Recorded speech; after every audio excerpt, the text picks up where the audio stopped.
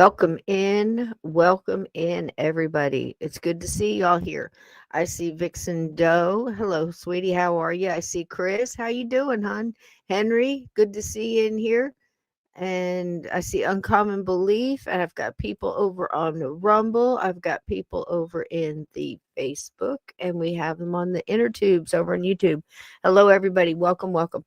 So tonight we are bringing in a little bit more of the out of the true crime and conspiracy and into the supernatural and a little bit of the hauntings around Hyannis Port and Cape Cod, Massachusetts, all New England, where the Kennedys either had something, either they stayed there or one of the Kennedy people had some kind of a link up there, maybe Chappaquiddick, maybe Dealy Plaza, maybe Arlington Cemetery. I don't know. We'll see where we end up tonight. I've got a couple of ghost stories out of Massachusetts. That is a throwback and nostalgia television back in the late 80s, early 90s. And I have my wonderful co-host with me tonight. It is so good to have him back after his move. We had like a little sabbatical there for a while, and I've missed him terrible here on Monday Madness. And it's just so good to have him back. And it's so good to see the family doing so well, Holden and Nick and everybody. So are you ready, Mr. Stockton, to come in? Give me a thumbs up. Okay, his inner tubes are working. All the lights are on. We're good to go. Mr. Steve Stockton, everybody. Come on in, honey. Hey, everybody. How you doing? Good to be here. Good to see Past you. my bedtime, but I make do on a Monday. Is this a wonderful picture of Holden? I hear he's standing up. Can't believe it. Yeah, standing up. I don't Look know at if that. I've got one of him Is this what standing he's up doing? in there or This not. is what But he's doing now. Sleeping. let's see. I bet you he's See a what solid sleeper now. I bet you he is. But I saw him standing up in his playpen. Pretty soon he's going to be I don't driving. know if I've got. I don't think I have that one in here with what I'm sharing, but there he is, kind of sitting up. But yeah, I sent you a video of him Wow, he's on standing his up way. in there. He He's on pull his way. himself up on his playpen there. That's him Yeah. eating there. Yeah, I don't think I have the one I sent you. Yeah, where he's standing. He actually pulled himself up, and then he just landed flat on his butt. I'll tell you Yeah, what, the funniest thing is the first time when they're potty training and they fall on their butt and they're not wearing a diaper, the look on their face is just amazing because they don't have that cushion anymore to land on. You know what I mean? yeah. He is a cutie. He absolutely is a cutie. It's Oh, good to thank you, see that thank you. everybody's doing well. How's Nick doing? Good. She's doing good. She's asleep too. Like Is she? he's an early riser. He usually gets us up around 4 or 5. So Man, I can't even imagine. I remember those nights of getting out of bed and walking right into a wall. You know, yeah, it's like boom. You yeah. I know, wouldn't trade it for anything though. I It's know, worth every bit. A little I lost know. sleep, no problem. Yeah, I can I did imagine. get Well, about a 30-minute nap earlier. Hey Henry, how you doing, buddy? Love those change of the hat videos. yeah, it's great. It's great. I love everybody that's got the channels in there. Listen, if you've got a Chris channel out Van there in Pool, YouTube Vixen or Doe. Rumble, Who else throw we up the got? link so we can Uncommon join in. Belief. So we can join in. So what we're talking about tonight is, of course, we've been doing the series Tapestry with JFK, and you've been in there on a couple of those, Steve. The twists and turns in that, it's just like you said, it's not a rabbit hole, it's a rabbit It's a whole a warren of rabbit warren, holes. Yeah. big old warren, because you get in there and you just start turning, and it's like being in a cave system. You lose your way. You have to come back to where the light is. And where did I start in this? Last night I did the Tippett shooting. How much did you know off the top of your head about the Officer Tippett being shot? You remember the theater and Yeah, Oswald I being caught in the know theater of and it, all but that? I don't remember what It's I do absolutely know about it. crazy. Yeah, it's absolutely crazy. And then you get into the two coffins that were there, and the back and forth, and why was the Air Force One held on the tarmac for so long? What was the stall there all about? And Yeah, Tippett looked so much like JFK. Is it a possibility that those bodies were swapped or pieces, parts, or whatever? It's just horrible to think that they would just kill somebody for that reason. But they were willy nilly just killing people left and right anyway. So I guess one more, right? yeah. It's What's just one more crazy. body? It's just crazy. So I started digging into hauntings around that area around Dealy Plaza, Teltec building, the Dallas Police building, yeah, the school book depository, and all those. And I found a couple little stories. Some that felt an awful lot like John Wilkes Booth at Ford's Theater. You know, you're not quite sure who it is. You got a creepy feeling somebody's watching you. That could be anybody. Of Yeah. course, a lot of times, if there's somebody famous connected with a building, you'll automatically assume it's that person. I was looking more for, you know, has anybody seen him? Has he shown up anywhere? And there's a couple. Nothing very strong, and I'm glad to hear it because I would always think that, boy, if he was going to haunt something, it would be a sailboat or something, you know, out there at Hyannis Port or Martha's Vineyard. Yeah. You know what I mean? That's where he liked to be the most. So, Yeah. and that's And there's out no around shortage you. of hauntings in that area. Yeah, I'm about an hour and something from Hyannis Port, close to Cape Cod, Martha's Vineyard, all that too. In fact, I just got a contract the other day from my publisher doing a 6-book series on Wow. Strange New England, and I'm working on Strange Massachusetts right now. Going to be covering the Cape Cod, Hyannis, and Martha's Vineyard in part of the book. So Very having a lot cool. of Well, you fun with need it. to call up and find Mr. Richard Garrett and get a hold of him because, man, he's been in that area for, oh gosh, I want to say 50 years. I can remember him being on sightings way in the very, very Yeah, beginning, you know. yeah, And he's still going strong. He's still out there giving ghost tours and everything else. And I'm sure he'd love to meet with you and show you some of his local haunts, you know. yeah. He's really Hey, something Gory else. Tiger. So, hey, Gory, welcome in. Um, so, around your area, there's so much. I mean, off the top of our head, if you just say New England, you've got, you know, Salem, Massachusetts. You've got so much of the history that happened in early America there. But that happened to be the place that the Kennedys started their compound. And I have a small little video on that. I thought it'd be neat to take a look at what we're talking about. What did the compound look like? You know, how long was it in the family? Maybe we can go inside and take a look. Those are always nice too. So if it's okay with you, I'll start rolling that beam Yeah, roll footage. that beautiful bean footage. All right, let's see what we got. Let's see. This is Move where. this back a little bit. Let's see. Yeah, that's better. Look Sorry, I'm a inside. mess tonight. You're good I'm to go, sorry, those sweetheart. skills are lacking. You're good to go, sweetie. You're good to go. Okay, so this is the one place JFK JFK felt preferred to be on the Cape. alone. His father, Joe, bought this. Look at the Kennedy compound out there in Hyannis Port. Yep. There it is. Now I can't imagine the property taxes on that bad boy. So I believe Joe was the first one. He's the one who bought it, and we know what pretty much paid for it. He was into stocks and bootlegging and who knows what all else. I think if you made money, that was it. He's got quite the reputation, the patriarch, or as Mark Shaw puts it, the author, the poison patriarch. And I don't know. I think he was the first one to buy it, Steve. I'm not sure if it was in I his think family it was before Joe. that. I'm Think not. it could I'm be. not entirely sure. Well, let's see what the inside looks like. We've got a local news here that had access to get inside, and I thought it would be kind of neat to take a look. Let's see if I can find it here. I think this is it. This must be it.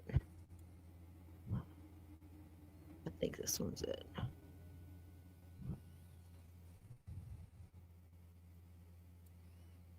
There we go. Well, as you can tell, it is a beautiful day. We're on the Cape, and this might look familiar to you. This is the Kennedy compound, something you may have seen in photographs over the years. Of course, just to my left here, the field where the Kennedy children would play flag football. Well, today we're getting a very unique opportunity, a place very few in the public have gone. We are going inside the main house here, the big house they call it. So let's go on inside and take a look. So we are now inside the main house here. You walk in and it's this overwhelming feeling of warmth, but you also feel the weight history, the history that unfolded here. And case in point, this staircase. Some of the Kennedy cousins were waiting on this staircase election night. It was 1960, waiting for the results to come in. This kind of served as campaign headquarters here on the Cape. And in this room, the very next day, this is the living room. Not much has changed here at all. All of the furniture is just how it was.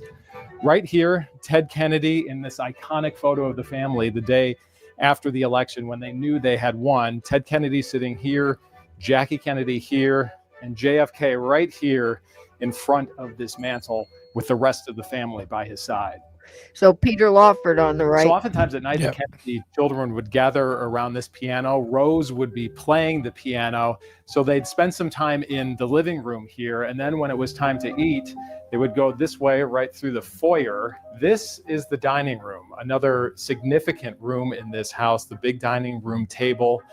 Joe and Rose Kennedy at the head and foot of the table. And then it was kind of a free-for-all for the kids sitting here. And as the family grew, they had an overflow table right here. And you might be able to see just the amazing views out the window here of Nantucket Sound. Every window of this house offers just a look out into the water. And then sometimes after dinner, what a treat for the kids. They'd go this way. This is the door to the basement. And they built a movie theater down there. So right off the living room here, this is the sunroom, and it is flanked by windows on all sides. Me Beautiful too, views Chris. out to the water. But JFK held some pretty important meetings here. There was a Defense Department budget meeting in this very room in 1961. And sometimes you might picture a large table, everyone gathered around that. Well, they were sitting on these couches and chairs discussing important issues to this country. And just behind us here, this was JFK's room as a child. And as we go into this room, right off the sunroom, you can see some of the furniture in here. This is all original. This is where JFK slept as a child, starting around 12 years old. And this is the desk that he sat at in one of these iconic photos. This is the photo here where he's sitting at the desk, and you can see Jackie there through this doorway. It's now a bathroom. That has changed, but most other details in this home have remained the same over the decades. Wow. Well, there we go. So a little look inside. A little look inside of the big house there, as Chris said it. It looks like it would be extremely cold in the winter, Steve. Now, you've not spent a winter there yet, or did you? You did last winter, right? Yeah, in July I'll be here 3 years. Wow. Time flies. Wow.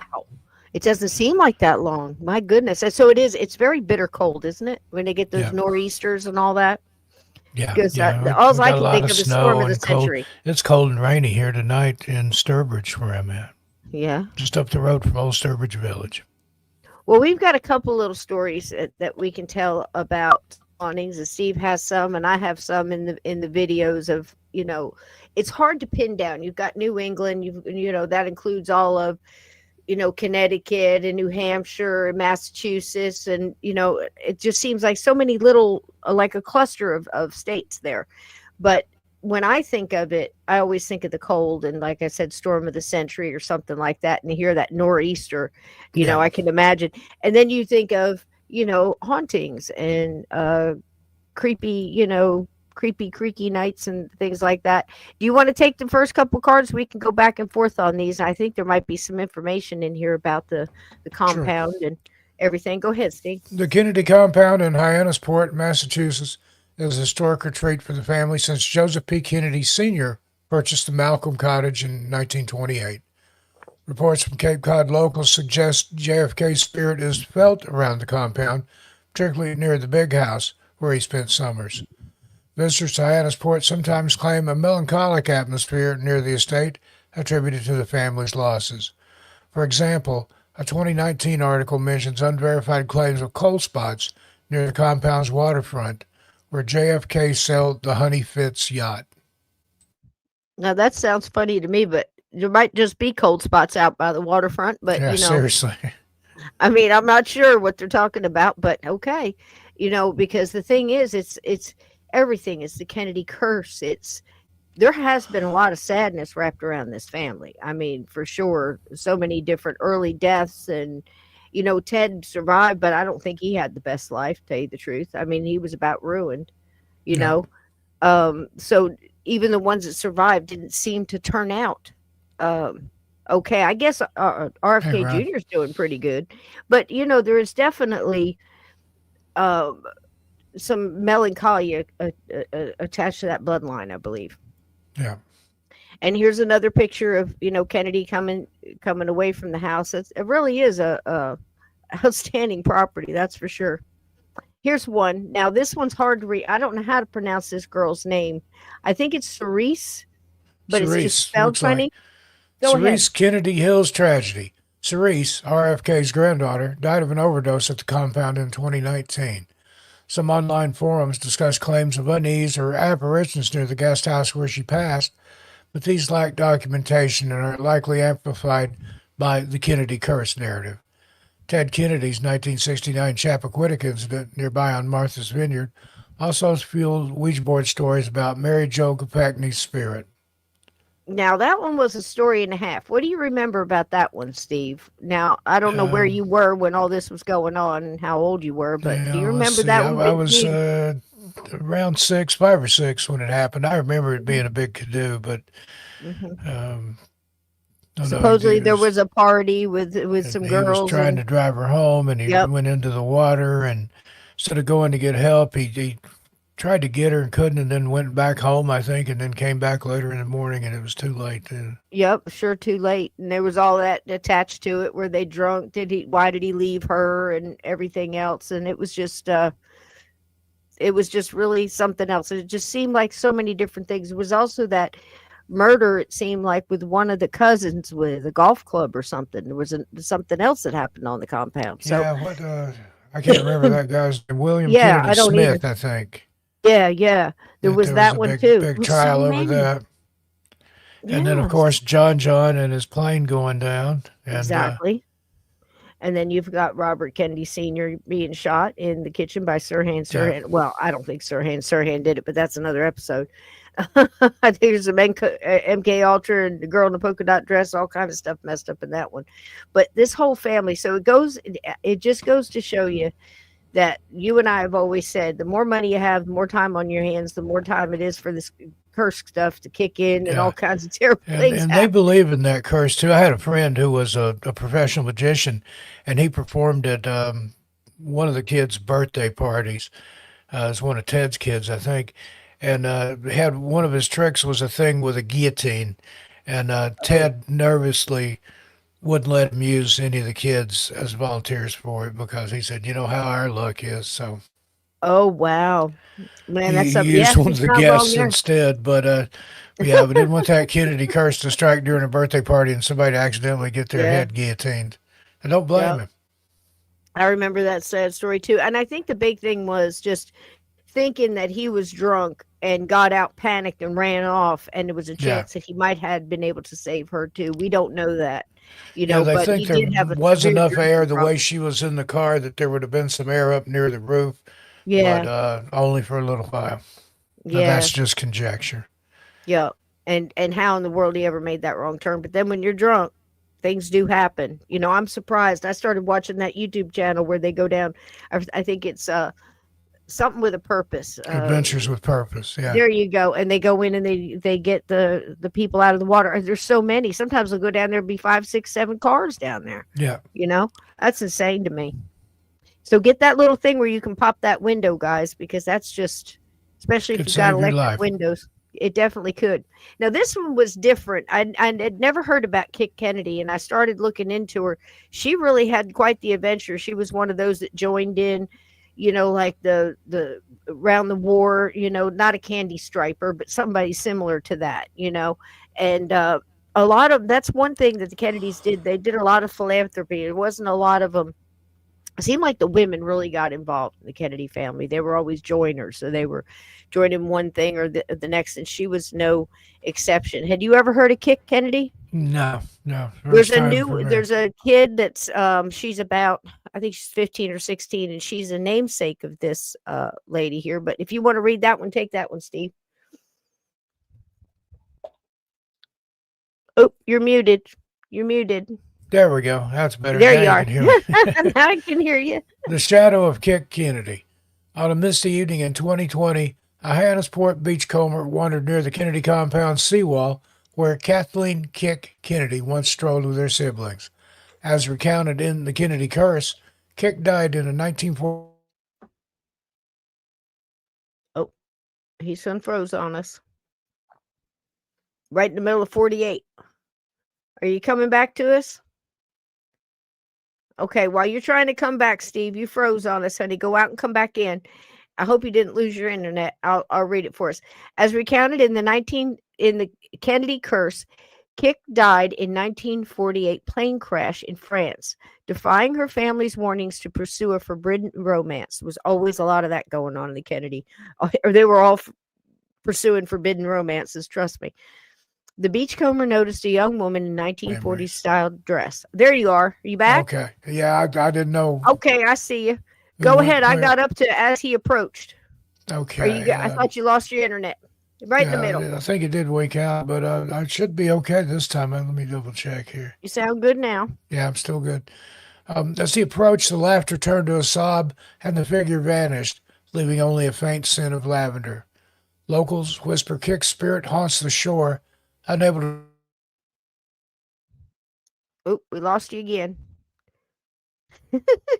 I don't know. Do you think maybe it's the ghost of kicking us off the internet? Could be. Okay, where did he leave off? As he approached the laughter. Thrill there you led are. to tragedy. There you go. The story ties the restless spirit to the compound, a place of her happiest memories. And apparently I'm dealing with the Kennedy curse right here tonight. Yeah, you are. Kicked you right off the internet. She did. Bless her heart. All right, I'll grab this one. Now, this one was kind of creepy. I can see this happening because this man was very troubled when he passed. He had a stroke. He was wheelchair bound at the end of his life. But I think that's when Rose really started, his wife really started telling him of all the things that he had done where she never could say and had any say in it, with the sons and how he pushed each one and the daughters as well, and the things that happened in the family. I saw a movie and read a couple of books that really leaned on the fact that at the end there, she was telling him, if you hadn't done this one would still be alive. This one would still be alive. You pushed this one and this one. So the tragedy in that family was not lost on him. He didn't escape much toward the end of his life there. I think he really was regretting the things that he did and maybe rethinking those things. And he might be a troubled spirit. Who knows, Steve? But if there ever was one, I think Joe might be it. I'll take this one. Joe Kennedy's warning. In 2015, a security guard patrolling the Kennedy compound at the midnight saw a tall, stern figure in a 1930s suit near the big house's library window. Now, Klein wrote a book on the Kennedy curse. Klein's book details Joseph P. Kennedy Sr.'s ruthless ambition and moral compromises, which some say cursed the family. He might have even had a little talk with the big guy down in hell too. I don't know if he sold his soul for power or not, but it seems like there could very well be something like that going on here. The figure resembling Joe Sr. pointed toward the ocean, his eyes hollow. The guard felt a chill, and the next day a storm battered the compound, flooding the lawn. Some say Joe's ghost appears to warn of impending family misfortune, his penance for a life of hubris. Joe Sr.'s unethical pursuit of power sowed the seeds of the curse, making his restless spirit fitting symbol of guilt. This story links his presence to the compound's central role in the family's history. So I don't know. Did the deeds of Joe start a curse in the family? Could be. The sins of the father will be visited upon the children. So there you go. Could be, Steve. I mean, it makes as much sense as anything else, doesn't it? I mean, we don't know how these things work, but golly, that the sins of the father has to come from somewhere. When you sell out a bloodline, you and I have both seen situations that were caused generations back that were still being affected now. So I don't know. You want to take this one? Yeah. Maybe Kick will leave me alone this time. Late at night in 2013, a volunteer at the JFK Hyannis Museum near the compound heard faint typing from the exhibit room. Klein recounts JFK's assassination as a pivotal curse moment, cutting short his vision. Peering inside, the volunteer saw a ghostly figure at a typewriter, resembling JFK, drafting a speech never delivered. The figure looked up, whispered, "They stopped me," and then faded. Locals believe JFK's spirit lingers, tied to unfulfilled dreams. JFK's assassination is a tragic peak of the curse, amplifying myths of his unfinished work. This story places Ghost in a familiar setting, reflecting his lingering legacy. That's so sad. Now I can see something like that. I can see Yeah, him unfinished sitting business. at the desk, unfinished business, trying to get something signed and finished in time, that kind of thing, because he was so driven to do those things. I think something happened to JFK when he was in the war, BT 109 and all that, where he actually saw war. He came back very changed in a positive way, and he tried to do Yeah, how everything could you he could to not? But stop it. still, yeah. Right. He tried to do everything he could to stop it. And I think that's one of the things that really ground him. And he really felt for the underprivileged people, the people that were trying to get up and couldn't, whether it was women looking for a job or people of color looking for a job and Sarah, not being Claire. treated correct. That's the way he was. So that right there was something to like about JFK for sure. Now, Dealy Plaza, the site of JFK's assassination on November 22nd, 1963, is a hot spot for ghost stories due to its traumatic history. I would imagine so. The whole thing just looks creepy. It feels creepy. You see all these modern cars going by, and you see that white X in the middle of the road where now I can tell you who's responsible for that white X. You would think it was Dealy Plaza Museum or the city of Dallas or something like that to commemorate the spot. No, it isn't. It's Robert Groden. Robert Groden has been going out there for decades, putting that white X in the center of the road. Now, the Dealy Plaza Museum has sued Groden for doing this, noting the fact that people were tripping over the paint. I mean, this is how silly it got, that it was impeding traffic, that it caused traffic distractions and all kinds of other silly lawsuits against Robert Groden for putting that white X in the road with perfectly normal white paint just to commemorate where Kennedy was shot. So people are still trying to shut down the truth here. The Plaza, Texas School Book Depository, now the Dallas County Administration Building, and nearby Grassy Knoll are frequently cited in the paranormal lore. JFK's ghost in Dealy Plaza. Tourist paranormal enthusiasts report seeing a spectral figure resembling JFK near the White X on Elm Street, where he was fatally shot. A 2013 article from The Independent quotes visitors describing a heavy atmosphere of fleeting glimpses of a man in a suit, often near the triple underpass. The sixth floor museum oral histories and 2,500 plus recordings include eyewitnesses' accounts of eerie feelings post-assassination. 2,500 plus recordings of people putting down their experiences there in Dealy Plaza, seeing a man in a suit resembling JFK. That one I can believe. Especially everybody thinking about it, talking about him, that energy pulling him there. I can see him showing up, It doesn't mean he's stuck there. It doesn't mean he would be, not necessarily, What do you think about that, Steve? I mean, it makes sense, right? Yeah, absolutely. Why wouldn't it be? You want to take this one, and then we'll watch a ghost video. Yeah. Sixth floor museum ghost story. The Sniper's Echo. In 2016, a night janitor at the sixth floor museum was cleaning near the Sniper's Nest perch exhibit, a recreation of Oswald's rifle nest. Around 2 a.m., he heard a faint, rhythmic tapping, like a rifle bolt clicking, I'll get it out in a minute, coming from the corner window overlooking Dealy Plaza. Klein's book details the assassination's chaos in pages 141 to 166, Sarah. a trauma etched into the building. The janitor froze as a cold draft swept through, and a shadowy silhouette, vague but human-shaped, flickered against the glass. The tapping stopped, replaced by a whispered, "It's done," before the air warmed. Locals say Oswald's act lingers, his echo trapped where history turned. The tale surfaced in the 2017 Dallas Morning News. This story draws on the museum's documented spooky reputation. Staff and visitors report unexplained noises, including footsteps and whispers, or unease near the sixth floor. How about that? Hey, Senator. All right. I'm going to save the woman in pink. And I thought maybe we'd watch a little video, and I'm going to get some hot water and say hi to everybody that's popped in here. Is that Senorita Frankenstein? Senorita, I think. How say it? Senorita? Sarah Claire Hello, here. welcome. Hi, Sarah Claire. Claire, thanks for the greetings there. But Hi, Ron. Mr. Mulder passed away about 3 months ago. I announced it on my YouTube channel. We miss Mulder. Thanks for the well wishes for him. Little sweetheart. He's waiting on the other side of Rainbow Bridge. Rainbow Bridge, that's for sure.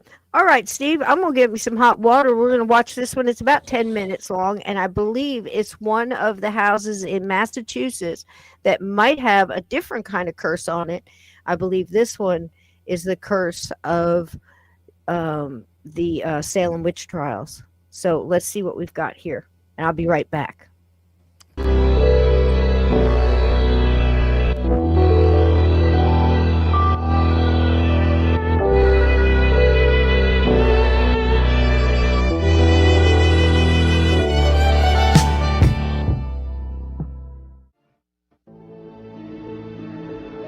In the late 1600s, the Joshua Ward House was reportedly the site of some of the most horrifying events surrounding the Salem witch trials. A recent occupant claimed she had many first-hand encounters with spirits that have remained behind. We purchased the home, the Joshua Ward House, like in the early 1970s for our corporate offices. It was a really wonderful time to be able to pick up such a historic site, and we were very fortunate. Or so she thought. Julie Taché soon discovered that something about her new office was not as advertised. Something that always happened when doors were locked and no one was around. Over here is a beautiful antique fireplace that they've restored, and these lovely candle holders were upside down. And the candles that are there were not there. They were on the floor, and they had been turned into squiggly S's and a short L. So I could not figure out how they melted in the middle of the night. And I have to assume that being one of the first people to come in the morning and the last to leave at night, that there was no one in here who was trying to make me think I was at Fantasyland. This startling image lends credence to Julie's sighting. It was taken in 1993 with a Polaroid camera and shows what appears to be a ghostly spirit. Diana All of Ross. Julie's employees were having their picture Diana taken. Ross. Only this one, taken just inside the front door, revealed the image of a haunting figure. Julie says the ghost also enjoys playing practical jokes. On several occasions, the ghost has apparently set off the house alarm, but only when Julie's partner was in town. I think she was a young prankster. I don't know, maybe 14 to 17. That's how I picture her. Because whatever she did was not mean or ugly. It was like a 14 or 12-year-old playing tricks on someone who had a major crush on my partner. But the mayhem and chicanery does not end there. Julie's office was the site of more than just melting candles and unexplained alarms. If the door was locked, the lampshade once was turned, taken off the lamp, and the lamp was turned upside down. My trash basket was turned over. It was always cold in the corner of the office where my desk was placed. And I tried to adjust my mind to think that was because the heat was blowing in a different direction. But even when the fireplace was on, that was a cold corner in the office. This game, you're not ready for it. Another bizarre incident in the Joshua Ward house involved John, the cleaning person. One night while working alone, he says an unexpected co-worker offered him a helping hand. He told me that he was here vacuuming these stairs, and all of a sudden he was crouched down on the stairs, and he felt this great pressure on his neck. And he thought somebody was behind him, that one of the girls had stayed behind him, was holding him down. But when he turned around to look up to see who it was that was holding him down, there was no one there. He said, Mrs. Taché, I can't believe it. I had a cold hand put on me, and I thought it was my friend picking me up, and it wasn't. He said, so I left kind of early. I didn't think there were really ghosts. But when I got here, suddenly I had a little more respect for people who were seeing ghosts. And it seems rather prevalent in this area, in many of the houses, because it goes back into history so much. And as you talk about the Joshua Ward, suddenly you hear, yes, there's a captain who's in my house with one arm. And you're like, oh my Lord, this is not real. But it is real. Barbara Cahill would certainly attest to that. One day she paid a visit to Julie's office in search of an apartment. She soon discovered she was not alone.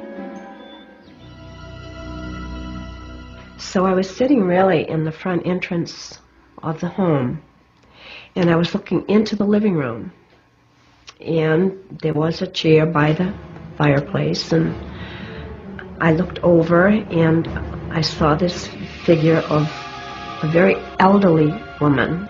She was haunting. She didn't move. She just sat very still. She wasn't a live human being, but she was certainly something that was a part of something. The Joshua Ward house isn't the only haunted house in Salem. Less than a mile away, a home glorified by one of America's great novelists is said to be swarming with supernatural beings.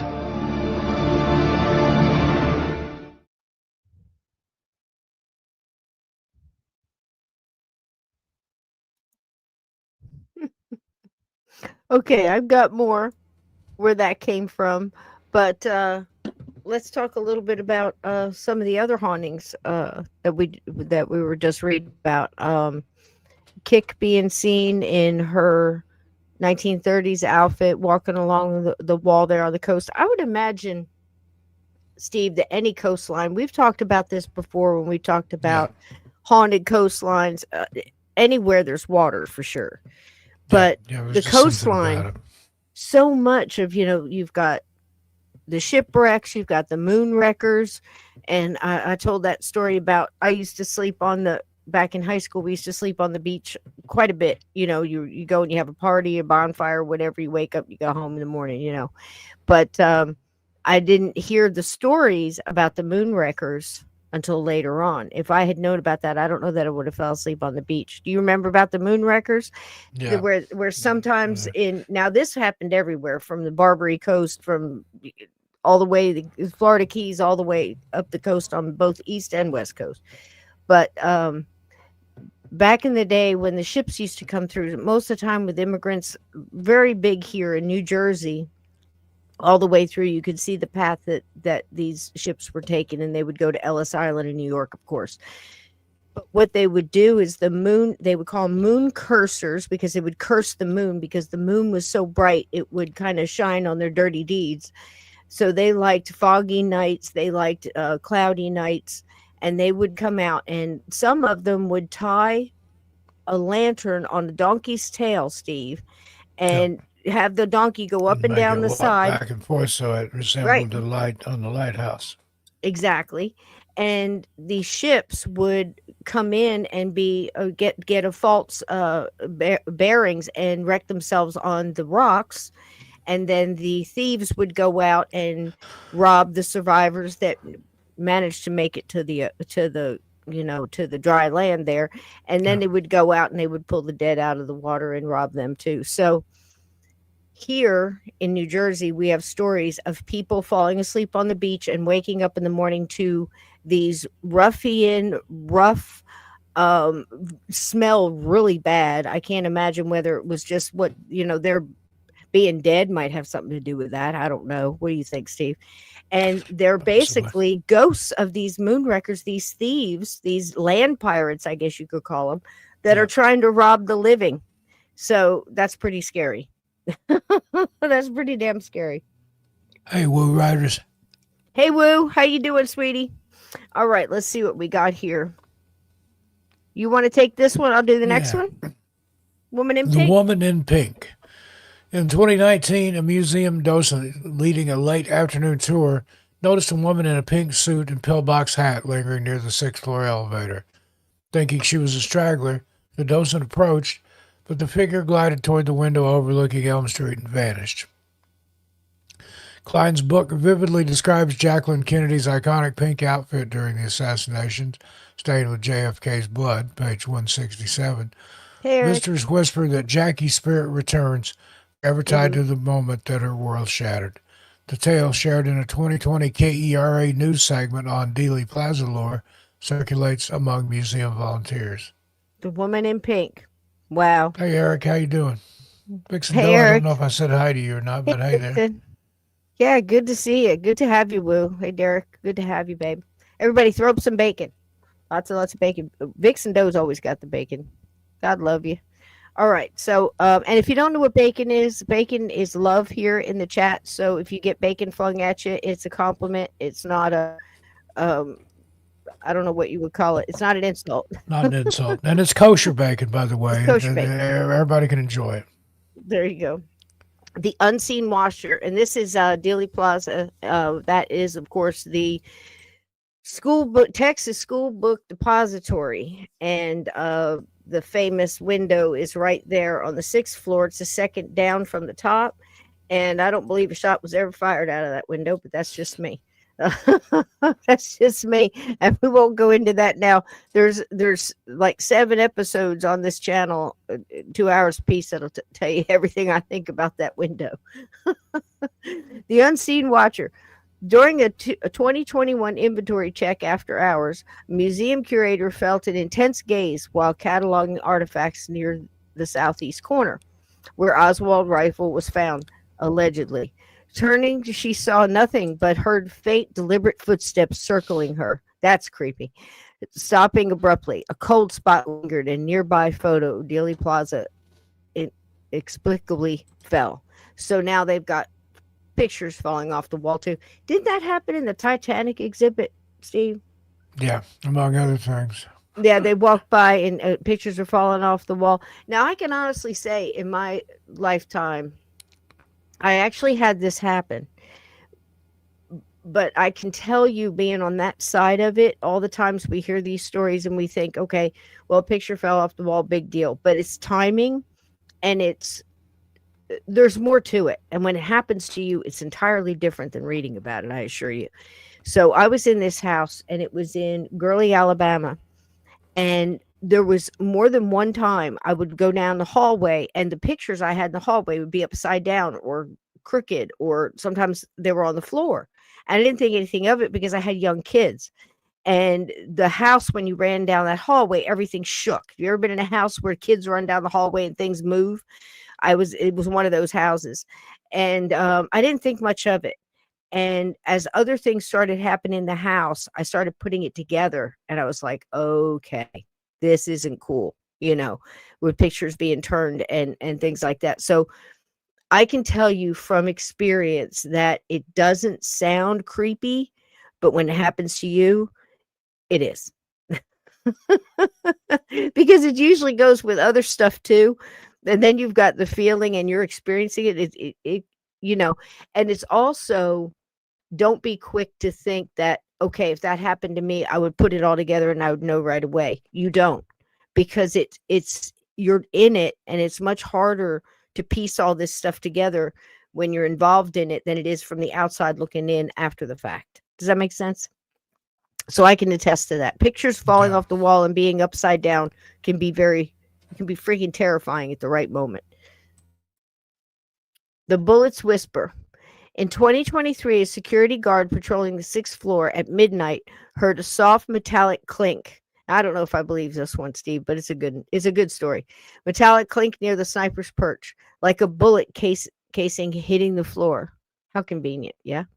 As he investigated, a low whisper echoed, "Too late," followed by a gust that rattled the exhibit's plexiglass.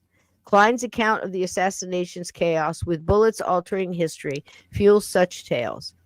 Some believe the floor itself replays the fatal shots, a residual haunting of that November day. So there's another one, Steve. Now, when I read something like that, I'm thinking, okay, first of all, I don't personally, this is just my theory, I don't believe that anybody was in that 6th floor window. I believe they were in the 5th floor, and I don't believe it was Oswald, but that's just neither here nor there right now. Standing outside having a Coke. I do too. 2nd floor, because there's no way he could have made it down there. There's multiple reasons why he couldn't. Yeah. I just believe he was so set up. He didn't need to be in the window shooting anybody, folks. You know, there was people shooting, but again, watch my episode. So the thing is, what I think this is, if true, then I would say this is a manifestation of energy of the living and their constant speaking on, you know, like we talk about where you could have a poltergeist, a combination of energy or, you know, something along those lines. It could be something like that. It could be anybody, first of all, haunting and playing along, because ghosts like to play tricks too and have their fun. Trust me, we've got plenty of stories on that. So again, you could believe that this is a true story, that the person actually had a haunting, and still believe that Oswald was not up there shooting anybody in that floor. And both things could be true. Yeah. Does that make sense? Because of the Absolutely. energy and what we've learned on this channel and talking all these decades about this kind of stuff, you can actually manifest a ghost. Although Yep. I have recently learned that the Philip experiment wasn't all that it was cracked up to be. Even though I do believe in tulpas. So I know that sounds kind of backward and wishy-washy, but I believe all that stuff can be true at the same time.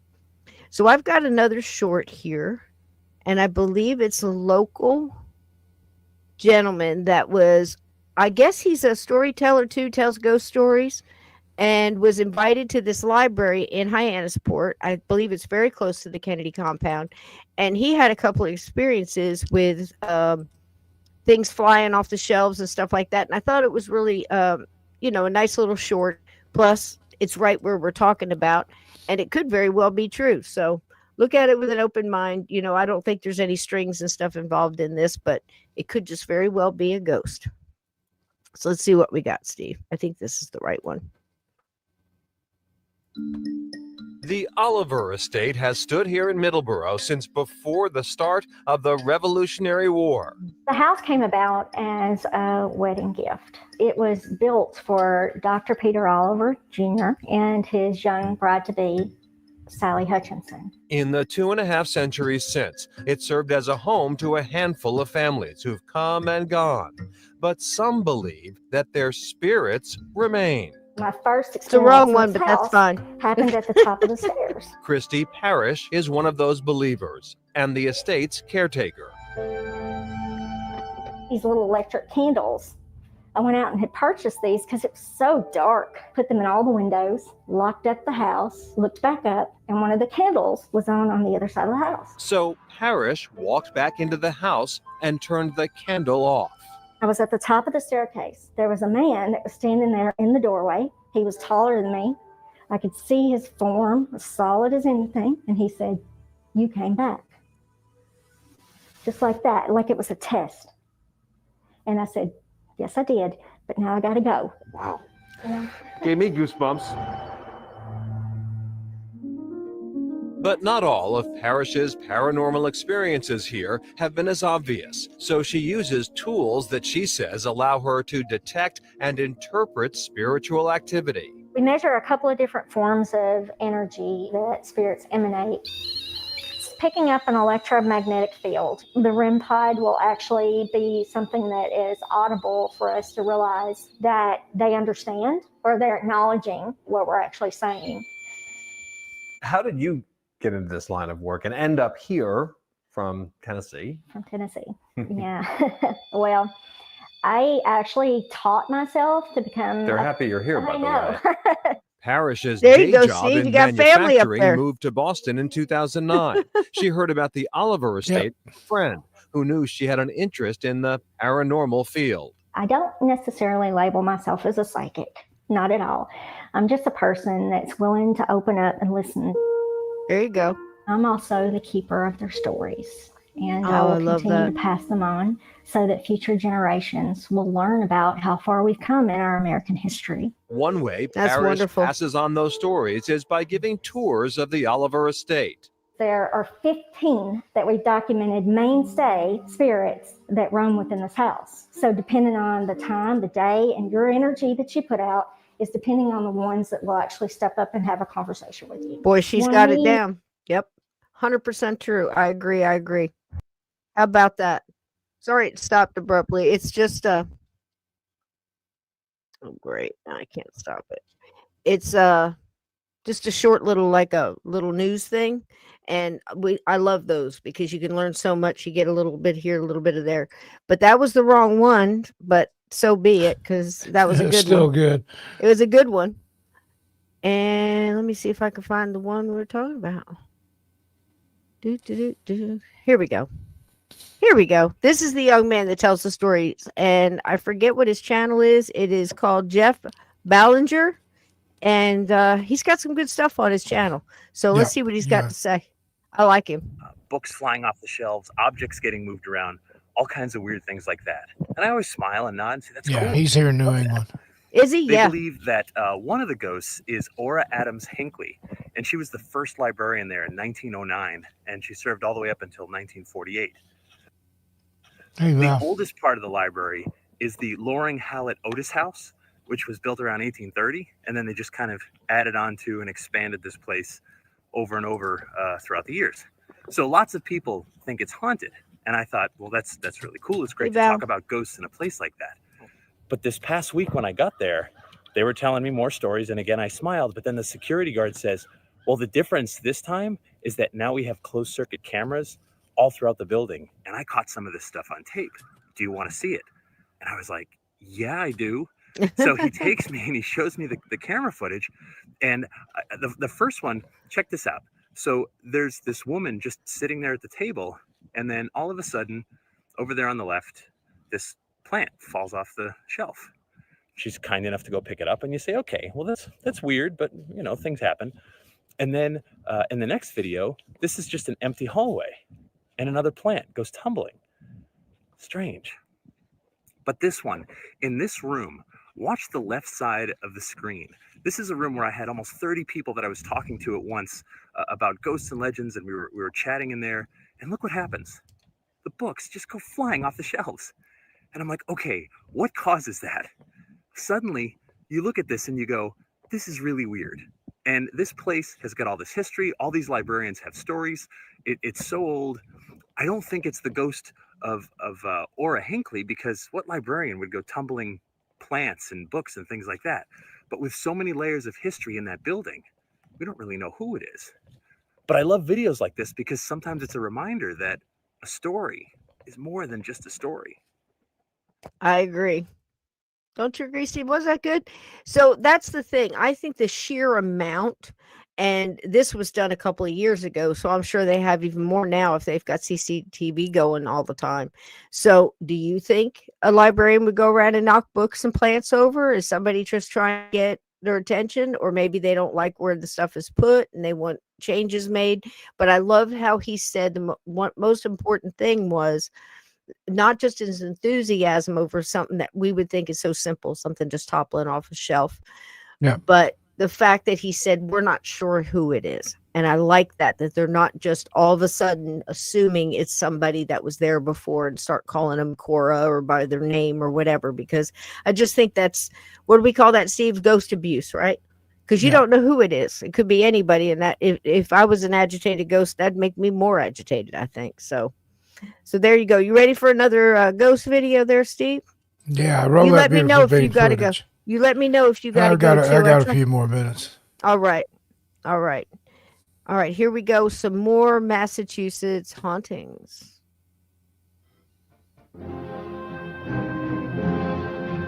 In the long history of the supernatural in New England, one man stands at the center of the swirl of ghostly activity. Salem-born novelist Nathaniel Hawthorne, author of The Scarlet Letter, has not one, but two haunted houses associated with him. The house in which he was born and the House of the Seven Gables.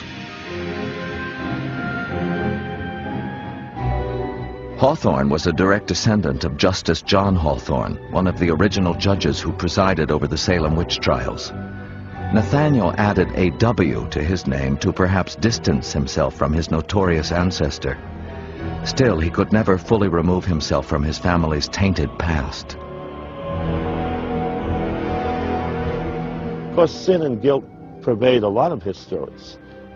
He wants to cleanse his soul or purge himself of his background. He's descended from one of the witch judges. And this is what he does. This is how he does it, by writing these stories. As a young man, Hawthorne spent much time in the House of the Seven Gables, which was owned by his relatives, the Ingersolls. Nathaniel was especially close to his second cousin, Susanna Ingersoll. Susanna lived in the House of the Seven Gables for most of her life. She never married, and in fact died in the house at the ripe old age of 72. Many believe she's never left. The last few years, Susanna herself has been seen upstairs in the Phoebe room. She stood there once with a turban a few years ago and a shawl around her neck, like a woman from the War of 1812 here, and sort of frightened a morning tour in the house because they saw her standing by the window with the sea behind her, and it was scary when you come in a room and you see this woman who obviously isn't alive standing there in front of you, and the tour guide, I guess, was a little shook up too. Susanna was a wealthy woman with strong political beliefs. Some say she sympathized with the plight of the slaves in the South. In fact, she may have offered the House of the Seven Gables as a stop along the way to freedom via the Underground Railroad. It was, in truth, neither underground nor a railroad, but a system of hiding places for fugitive slaves. At its height, the Underground Railroad stretched from New England to Kansas and helped more than 50,000 slaves escape to the north. The House of the Seven Gables, with its multitude of nooks and crannies, would have been a perfect hiding place along the Underground Railroad. Some believe the spirits of runaway slaves and their benefactor, Susanna Ingersoll, live on in this massive colonial home.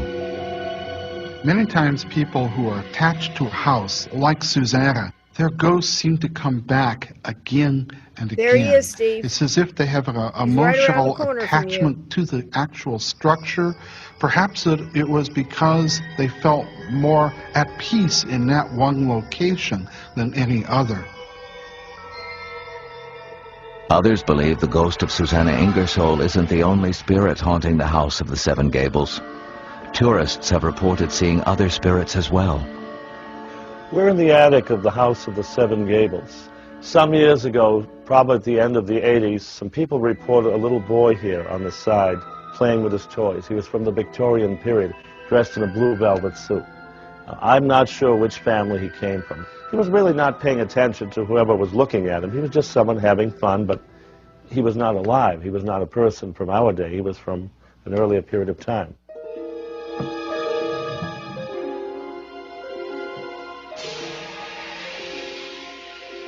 Another house with even closer ties to Nathaniel Hawthorne has been a site of strange, unexplained apparitions.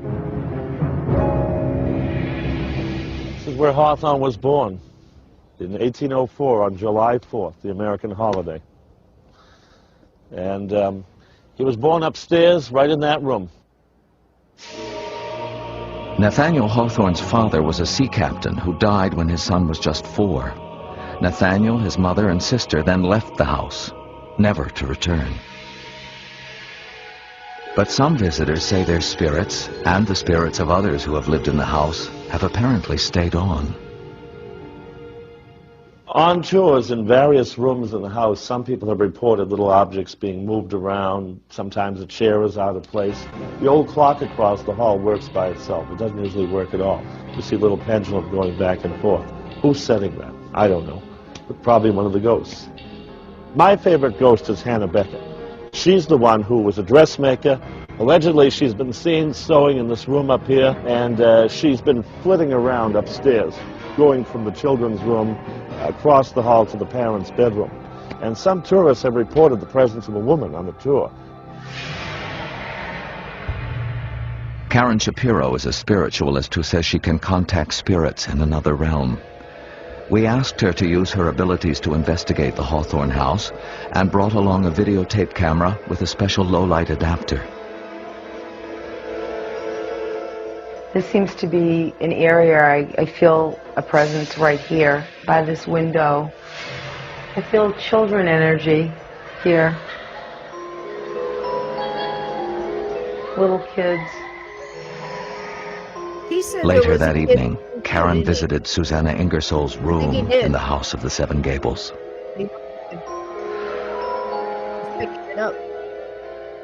Very sad.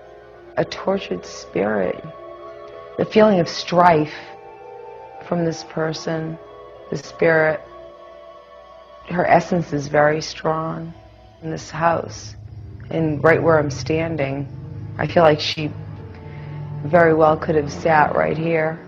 I feel like there were people hiding here. They knew of this place, that this was a safe place, and she associated with some people. I feel like she associated with some people. I feel like she was a part of a group of some sort. If the stories of Susanna Ingersoll and the Underground Railroad are true, the attic would have been a perfect hiding place for refugees on their way to freedom. Karen Shapiro is convinced the House of the Seven Gables and the Hawthorne House remain a refuge for something from beyond. It's like a vortex of energy, for lack of better words. That's what it feels like. There are certain areas in this grouping of houses that's here that just draw you, energies that draw you from one place to another. And those energies, yes, can be identified as spirit by all means. But Salem, Massachusetts isn't the only town haunted by the restless spirits of New England's past. The ghost of a murderous innkeeper is said to remain at the scene of his crime.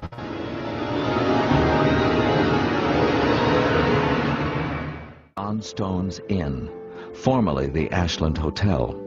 Originally built in 1834, it is one of New England's most haunted landmarks. It was built by John Stone, who was a captain in the militia, and he knew that there was a railroad being built right next door, so he thought he'd build a hotel. It was called the Railway Inn when he first built it. The inn was built so close to the train tracks that the windows rattled when the train passed by. The coming of the train also brought a new way of life to this small New England town. Outsiders, men and women from the big city, were now coming to Ashland for the first time. These newcomers brought new ideas, brought new beliefs, and yes, did cause people a lot of uneasiness because there were now strangers in these outlying villages, strangers who might be from the big city. And these new traveling salesmen did much more than inspire a lot of funny stories. Many believe the visit of one such traveling salesman provided the spark for years of ghostly activity within the walls of John Stone's Inn. It was late one night. John Stone, 3 locals, and the traveling salesman had gathered for a game of poker. And it was 2 o'clock in the morning, in the wee hours of the morning, and it got hot and heavy. And the salesman got a little rowdy, and he accused somebody of cheating, and he got up and started, want to know why this is happening, why am I being cheated? And, welcome in, Echo. And they started to get a little boisterous, and Captain John Stone stood up and went to quiet him down, and they scuffled a little bit, and he used part of his pistol and just hit him in the head to try to figure to quiet him down, and instead the blow was too much, and he succumbed to death. Gentlemen, what happened here tonight must never leave this room. John Stone died of natural causes several years after the murder. Many believe his tortured soul is responsible for the hauntings that continue to this very day. Guests and employees of the inn have reported dozens of unexplained occurrences. A female guest recently sat down to dinner when suddenly she felt a pair of cold hands upon her neck. The woman screamed and ran from the inn, frightened and no doubt still hungry. In the same room, a spirit investigator took this photograph of what appears to be a ghost head entering the room through a closed door. Many believe this may, in fact, be the spirit of John Stone himself.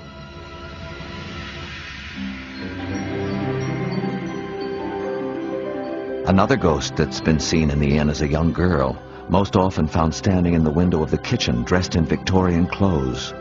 Stories are told of a little girl who was reportedly disfigured by broken glass caused by the rattling of a train passing through. This same ghost has been said to skip along the upstairs hallway and fill the walls with eerie, childlike laughter. Perhaps the prankish nature of the spirit is responsible for several unexplained occurrences in the kitchen. This is good. I had a loaf of bread that was up under a warmer, and I would take one slice off the loaf each time I put a plate up, and I turned around to scramble some eggs, and I turned back, and the whole loaf of bread was sliced individual perfectly. I mean, that was one thing I noticed, the slices were perfect. I mean, it was a matter of seconds that I turned around. So, I love that. I don't see, it's not possible somebody could have, and the noise factor, I mean, I would have heard somebody. It was fairly quiet, it was early in the morning, no one else was around. That's incredible. Tricks have also been played on other members of the staff. Tricks that are hard to explain away as natural phenomena. Bartenders used to pull the draught handle down off the ale compartment, and it says that after they pull the beer down and put it up, they'd walk the servant, the handle would come down all by itself again. They'd have to run back and close it as fast as they could, and that made them a little nervous because nobody was there to pull it, and there was no one in the front. So it wasn't that it was just one. It'd be that one time, the other one another time. So you couldn't say it was one faulty tap. Ashtrays would shatter on the table. It had to be a terrific force that had to come down on it. So that happened many times, that from what people had been interviewed for, and they had no explanation why that was happening. Despite the sometimes frightening occurrences, or perhaps because of them, people continue to frequent John Stone's Inn and seek out owner Vernon Northover for the latest information. You have two levels of people, one that read about the John Stone's Inn, and I tend to spend time with them and tell them what I know of the history of the place. And then there's the people that have been here for regularly, residents of Ashland. I'll just say, hey Vern, how's the ghost today? You know. Ghosts, for some people, like history, are a vital part of our lives. What are ghosts? That's a good question. For many years, it was believed that they were the spirits of the dead who return to interact with the living, to complete some task, to seek justice or retribution or even revenge. There's a lot of questions about what their true nature is, and many theories abound. One theory is that they're leftover emotional traces, sort of like a shadow impressed on the fabric of time. Others believe that it might be linked to memories floating in some sort of psychic ether. Some believe that they're sort of like a videotape of an activity that's left behind. Others say that they may well be caused by people's own imaginations, that we may, in our own way, project our images onto an environment. Many theories, but few answers. Like the red barns, the rolling hills, and the town halls with their clocks and steeples, hauntings are an equally significant part of the history of New England. We may never know why the spirits return to their ghostly dwellings, but in some form or another, they will apparently remain a part of haunted New England forever.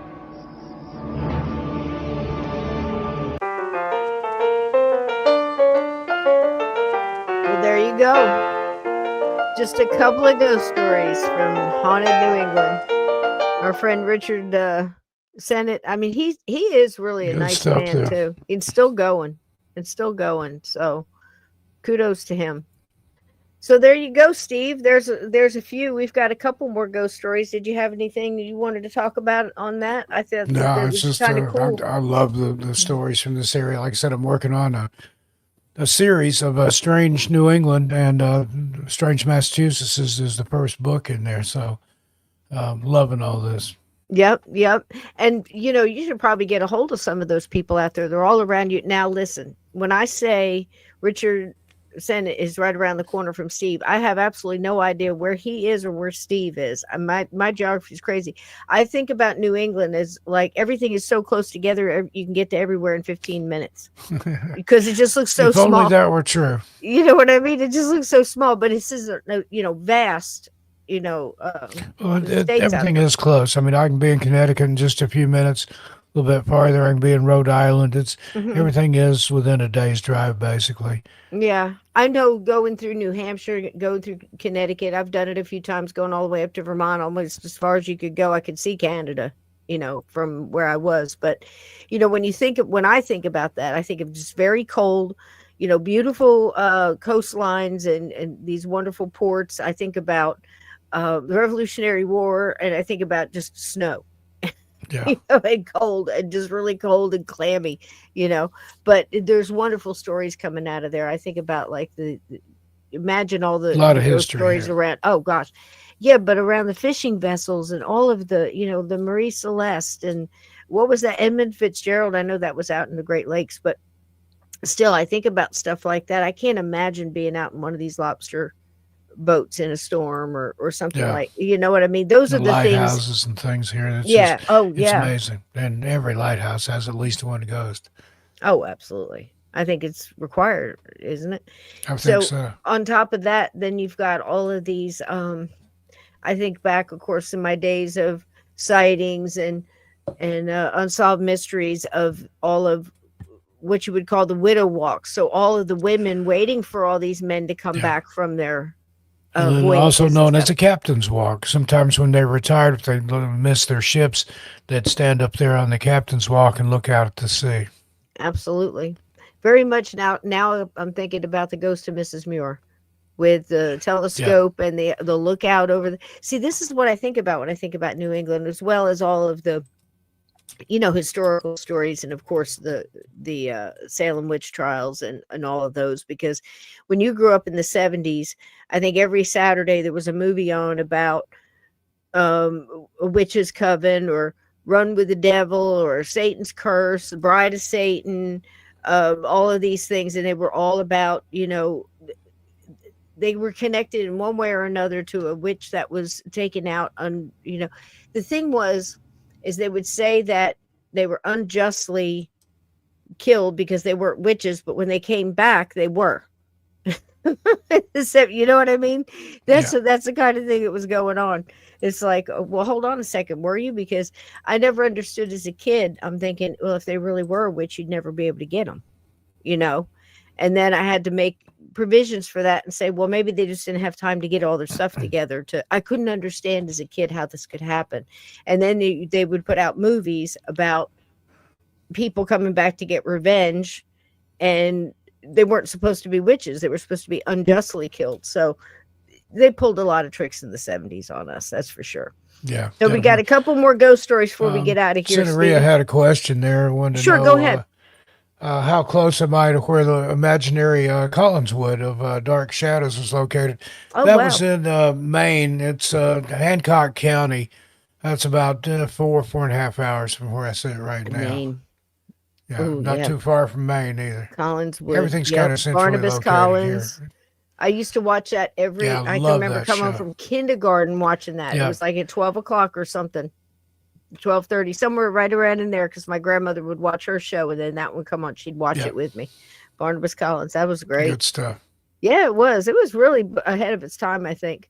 I do. I love that show too. Oh, Ghost Mrs. Muir. Yep. We watched that movie on my Rumble channel. You should go over there. It's free. And go over there. If you're not on the Rumble channel, get over there. We're going to have a movie tomorrow night too. But we actually watched The Ghost of Mrs. Muir, the original, and you can watch it for free over there. All you have to do is just follow me, and you can go into my catalog there. Yeah, that original movie is great too. So I good. loved the series as a child. I did too, but the movie just beat all. At the very end, I won't spoil it if you haven't seen it, guys. But man, it's just so good, and it's everything that this show embodies. It's people actually the reality of this whole supernatural paranormal world, and the good stuff that's in it too. It's really a good movie. So there you go. Now tomorrow night, I put some clues up here, guys. Tomorrow night, I've picked a movie. We got to watch it last week. They didn't cut us off, so we're going to keep going. So if you're a part of the movie club over there, it's free. It's only on Rumble. It's at 8:30 tomorrow night. We all get together in the chat and have a good time. Bring snacks, and we all watch a movie together and talk about it and try to learn from it if it's paranormal or true crime or mystery or whatever it is.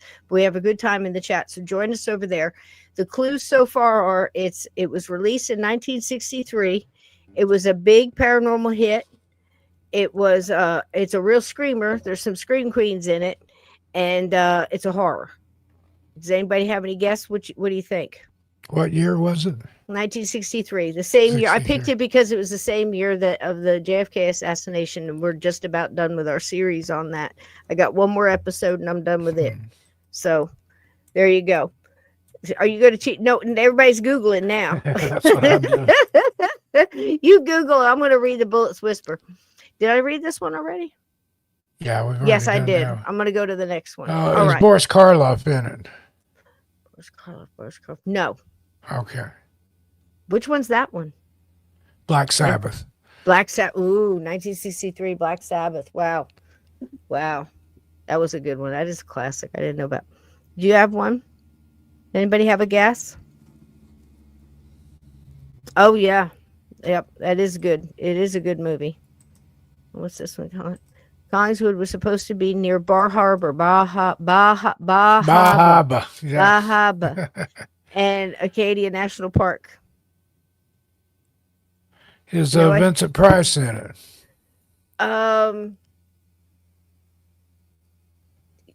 Yes, I think so.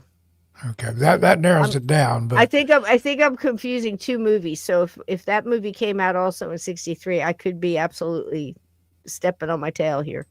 You'll just have to tune in and see what it is. Yep. I can tell you what it is. I'll tell you what it is. This is how I'll tell you. I'll show you the trailer. Here we go. That sounds fun. This is this is what we're gonna watch tomorrow night, 8:30. Be there or be square. It's like all the cool kids, right, Steve? Here we are.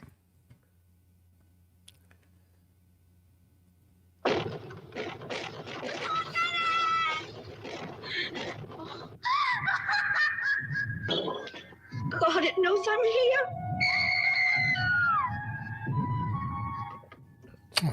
Look, I know the supernatural is something that isn't supposed to happen, but it does happen. Now look, Doc, we're buddies, okay? But don't try to convert me. I'm trying to prepare you. My name's Marquay, Dr. Marquay. He's a not in this. scientist interested in the supernatural, the unnatural, if you I like. get those two mixed up. I came to Hill House to find the key to another world. Assisting me in this exploration of the unknown was Eleanor, Nell, who could look back into the past, and Theo, something of a witch who could see into the future. This is Luke, who didn't believe in anything until evil, patient and waiting, made him change his mind. Stop it! God. God. Whose hand was I holding? How many of us take seriously the things we cannot or do not want to understand, simply because we are afraid? No, your fault. Did you hear me calling? This house. You have to watch it every minute. Oh my Haunting gosh. was produced and There she directed goes. by My Robert shoe. Jones, brilliant producer Wee. of Story. The stars consist of a cross-section of top talent in the world of entertainment. Julie Harris, Claire Bloom, Richard Johnson, Russ Tamblyn. What does it take to convince you that the dead do not always rest in peace?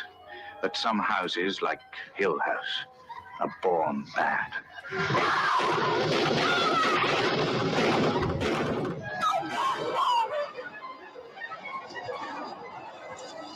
Stop yourself from screaming. If you can. They had the best staircases in this movie. Yeah.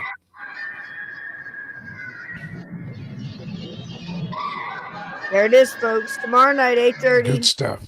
Join us, join us, join us.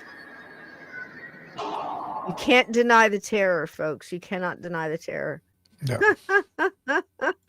So that's the one. Now, you were thinking of the Vincent Price one is which? The Haunting of Hill House? I don't know. Is this the Haunting and that one is... I pulled up 1963 and there's all kinds of movies. Was that the same year? Let's see. Blood Feast, Bride from the Grave, Bring Me the Vampire, Ghost Story, Dementia 13, Diary of a Madman, Doctor of Doom. It was popular. Dr. Mabius versus Scotland Yard, Four Nights of the Full Moon, Horror Castle, House of Dreams, House of the Frights, The Day of the Triffids, Challenge the Devil, Oh, The that's Curse a of the good one. Crying Woman. Yeah, there was That's a a lot good- of good movies. House of Maniac, Triffids. Monstrosity, Paranoiac. Wow. This is Shakira, Cell 63. Silent Playground. My goodness. Terrified. The Was Birds. Psycho? The Birds was Oh, 63. The Birds. Okay. The Blanchable Monster. Comedy of Terrors. That's a good one. The Crawling Hand. Yes, I remember that one. The Ghost. The Haunted Palace. The Haunting.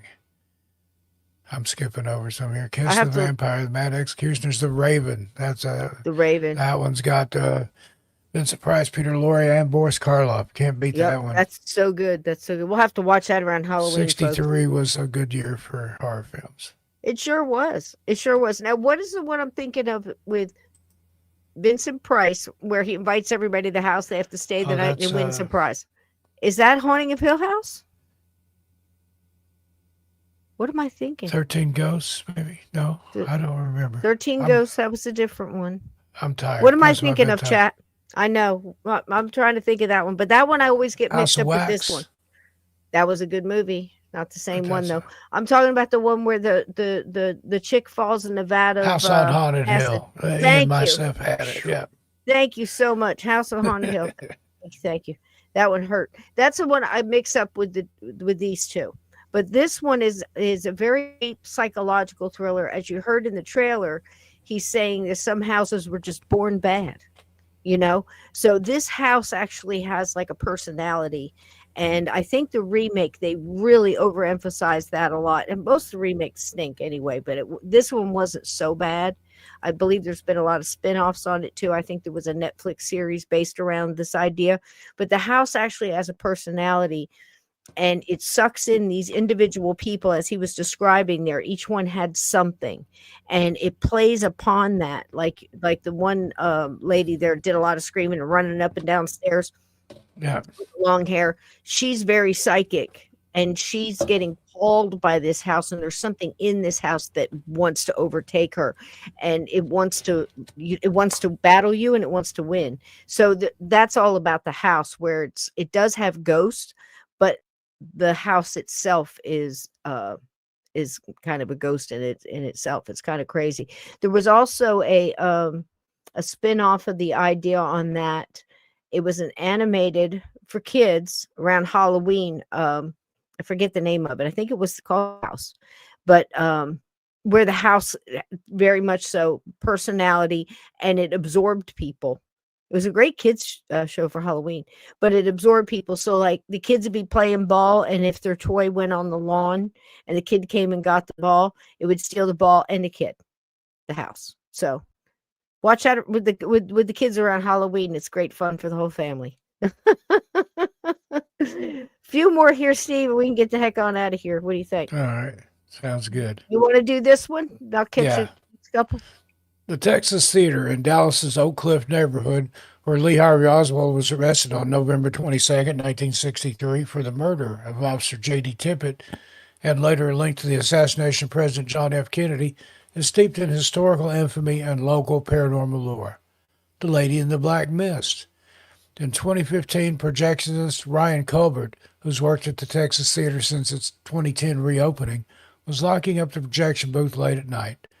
Climbing the stairway to the second-floor art gallery, he saw a figure, a woman in a dress, shrouded in a black mist. Hmm. Descending from the booth, he froze, but the figure hovered briefly over the gallery stairwell and vanished. Culbert, quoted in a 2017 D Magazine article, saw her again weeks later, insisting, quote, "You do a double take, and it's still there," end quote. Some speculate she's a 1930s patron from the theater's Howard Hughes era. Well, that was an era too, Steve. It Yeah. really was. I love these old theaters. We've done multiple, Steve and I have done multiple episodes on haunted theaters, and I promise you I could do another one and not double up on the info. Yeah, 'Cause easy. theaters are haunted places, and I think it has something to do with the energy of the people that are theater type people. It's not just the people performing in the plays and thing like that. You've got to think they've got this special energy that just propels it outward. And I think that the audience in another way is like a receiver, receiving that energy, and we do that in life as well. You know, I just went to a play on Mother's Day. It was fabulous, by the way. 1776. I can't say enough good things about it. I was in my realm. I was just beaming. I was crying. I was laughing. I was dancing. I was singing. I had a ball. You know, and it was just amazing. But that's it. It's that energy. A whole place. We've talked about it many a time. Whether you're seeing a movie that's really a very depressing, horrid, horrific type movie, the whole audience is going with it in that feeling. So I think it has something to do with that with the theater. Now, I think they overemphasize a lot of this with, you know, the trauma of Lee Harvey Oswald being arrested in this theater and all this kind of thing would expel a kind of energy, and everything that goes on in this theater now is Lee Harvey Oswald. I don't believe that. I do believe that it could very well be haunted by multiple people, and probably one thing doesn't have anything to do with the other. If Lee Harvey Oswald is haunting something, I doubt it would be this theater, but that's just my thoughts. You know, very much like, at least, you know, in Ford's Theater, when John Wilkes Booth shows up, they're in the gift shop talking about him, and he was actually at that theater. He performed at that theater. His biggest performance, according to John Wilkes Booth, was at that theater when he shot Lincoln, in my humble opinion. Just saying. But this is the theater. This is Lee Harvey Oswald being arrested outside of the theater, and the movies that were playing were Cry of Battle with Van Heflin and War is Hell with Audie Murphy. And I just know that because I grew up watching Audie Murphy movies when I was a kid with my dad being in World War II. So, and the theater still stands today. This is the inside of the theater. And of course, Steve, the night would not be fulfilled if we didn't have a crying baby. And I'm sure that you have a whole new vantage point on that little sucker right there. I mean, it doesn't take long to put you over the edge, you know, crybaby bridge or whatever. You just want to help the baby and make the baby stop crying. The crying child in the balcony. During a 2018 late night film festival, a volunteer usher heard a child soft sobbing from the balcony, which seats 165. Wow, that's big. It looks kind of big though too. Oh gosh, is that structurally sound? I don't know. So many things are falling apart now. I question everything. They found no one, but felt a sudden chill and saw a small shadow dart across the seats. The sobs faded, replaced by a distant popcorn crunch. That's great. Eerie in the silence. Some link this to the young patron from the theater's 1930s heyday. The story appeared in 2019 Oak Cliff Advocate. Readers was tying it to the theater's surviving 1937 Compton organ. That's still there today. Go ahead, Steve. In 2022, a bartender cleaning up after a JFK Day screening of Cry of Battle heard seats creaking in the darkened auditorium, though it was empty. Peering inside, they glimpsed a lone figure in the back row, near where Oswald sat, 3 rows from the rear, 5 seats from the aisle, before it flickered out. The air grew heavy, and a faint mutter, "I'm not resisting," echoed, recalling Oswald's arrest cries. Locals whisper Oswald's spirit, caught in his final 3 moments, haunts the seat, which was seized by the FBI and never returned. This tale surfaced in a 2023 Dallas Ghost Tour anecdote. So they took the chair he was sitting in? You're muted, Cisco. Can you believe that? I heard that. That's kind of asinine. They took the daggum chair in the theater. They took the window out of the 6th floor depository. They probably took pickets off the picket fence. Who knows? Off the grassy knoll. I mean, it's just absolutely ridiculous the things that they did around this whole thing. It boggles the mind. It boggles the mind. The Barnstable House, known as the House of 11 Ghosts. Now, we saw a little video about this, but here's a little more. Known as the House of 11 Ghosts, the 1713, can you imagine, mansion is Cape Cod's most infamous haunted site. Built in Situate and moved to Barnstable in 1716, it's plagued by eerie occurrences. Guests report cold spots, disembodied voices, and doors opening on their own. The spirit of Lucy, a young girl who drowned in a spring beneath the cellar while chasing her ball, is said to linger, her playful laughter echoing at night. Another ghost, Captain Graves, haunts the cellar, while Edmund Hawes, a former owner who hanged himself after financial ruin, watches from the trees. That's creepy. A 1970s fire trapped a woman named Martha on the third floor, and her ghostly figure in a white gown is seen drifting through the halls. Paranormal investigations featured on Sci-Fi Ghost Hunters captured unexplained voices and shadows, and there's a picture of it there. Man, that sounds like it's packed with ghosty. Yeah, it looks like it. You want to get this one? Yeah, the Dillingham House in Sandwich. Built in 1659, this historic home is haunted by tragedy. In 1813, Branch Dillingham died by suicide, leaving his wife Ruth and 9 children. Ruth died weeks later, orphaning the children. Visitors report hearing children's footsteps and laughter, seeing empty rocking chairs move, and witnessing door latches lift on their own. A 1979 police report by Officer James Foley noted suspicious activity at the vacant house, including the unexplained noises. The lingering sorrow of the orphaned children fuels the haunting, making it one of Cape Cod's creepiest spots. Spooky. Well, there we go. There we go. Well, I'll tell you what, we went around New England real quick and, you know, barely scratched the surface. That place is absolutely haunted. We found a couple of hauntings around the Kennedys. You know, there's more. I didn't want to do any around Jackie. I think that woman went through so much. I'm still haunted by, you know, researching everything that went on with her. I mean, she's just sitting there in Parkland Hospital. There's a, you know, all the different stories that come out, you know, people, it's been 60 years, plus. So a lot more letters and firsthand accounts are coming out where people didn't want to speak the first 20 years, you know. So this young man was talking about how he was at the hospital and, you know, there's this hustle and bustle. And at one point, he just looks over towards the entrance door, and there's Jackie sitting there still with her gloves covered in her husband's blood, soaked with her husband's blood, because I think she was trying to hold him together. And nobody's helping her. Nobody's doing anything. Nobody's assisting her, sitting down, getting her water, nothing, talking to her, trying to get her. Obviously, she's in shock, and she's just sitting there. So she had to go through that. There was an Oswald story told by Marina not too long ago. Marina is still alive, Oswald's widow. And she was telling the story about how she couldn't put 2 and 2 together and never thought that he did it because how much he loved the Kennedys. I really believe that he tried to give that letter as a warning to the FBI, the one that they destroyed, because again, why would they destroy the letter if it didn't say something they didn't want people to know? Think about that. But you may not realize that a couple of weeks before the assassination, Jackie also lost another child. She had several miscarriages. This one was almost a full-term birth. He lived, I think it was 29 days. His name was Patrick. And then he died. And she had just gone through that, I think, in August, and he got shot in November. So while they were watching TV, Marina and Lee Harvey were sitting on the couch watching this TV, and they were the newscast was giving this story about what had happened to Jackie and, of course, Jack.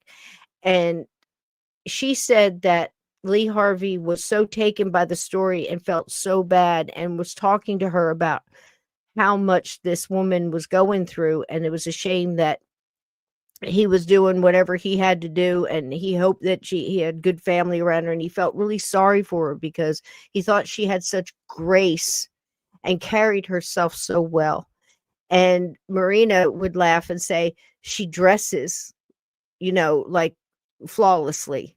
she would speak it, that, she had broken English with Russian and stuff. So she would, but it was just this conversation, this candid moment in time that you realize how much Jackie had gone through.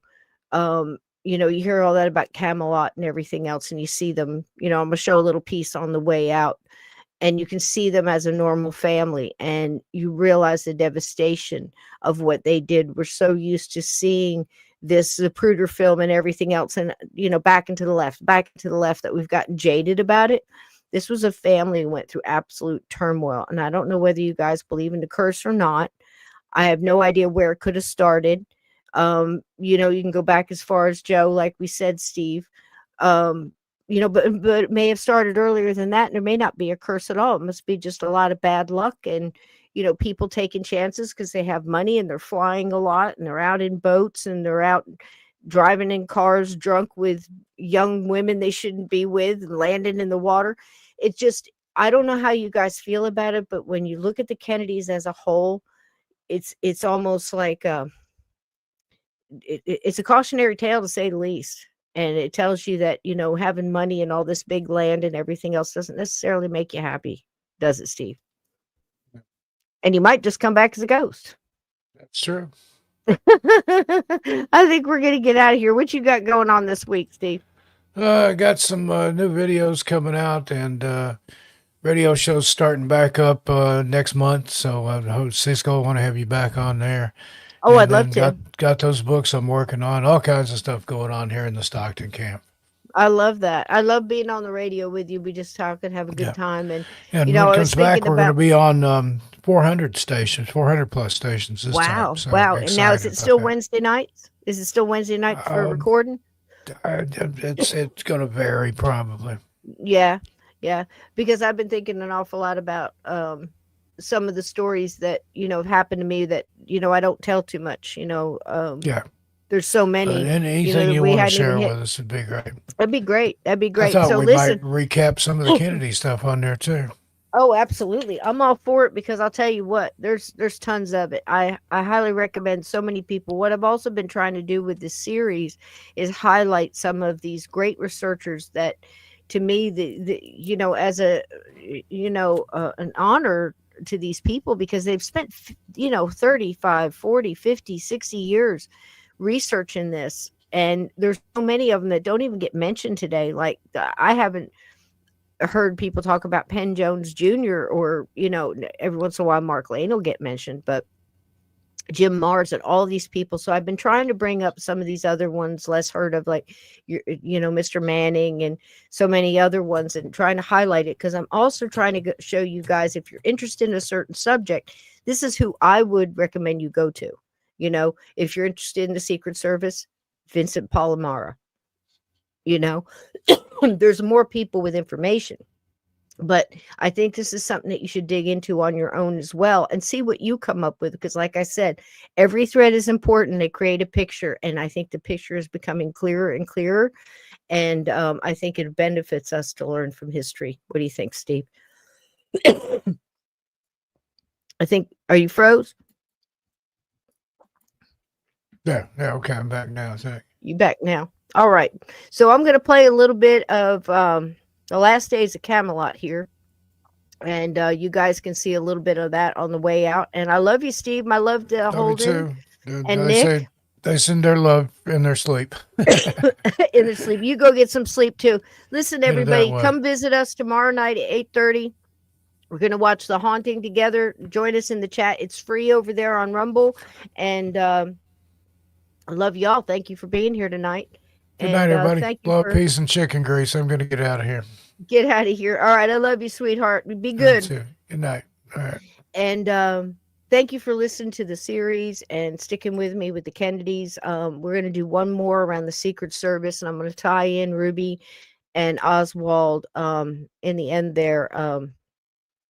So many lives lost, so many people used, and just kind of wiped out like they didn't mean a thing. So I think it's important for us to take the time and talk a little bit more about, all the tie-ins. We're never going to know exactly what happened, but I think we can get a darn good idea.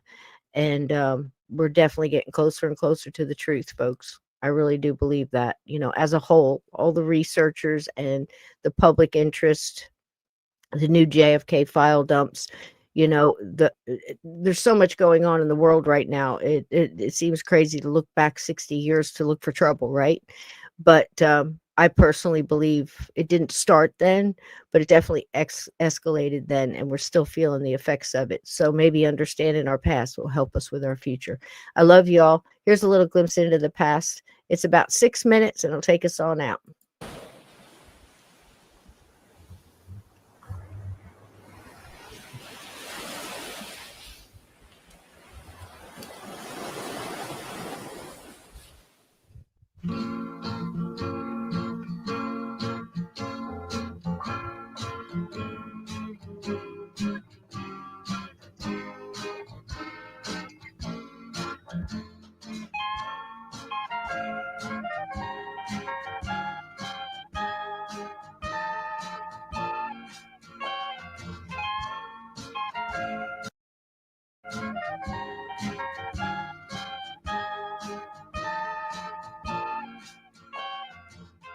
The president and his family started coming to Hyannis Port the very first kickoff weekend, July 4th weekend, and right through the summer through Labor Day.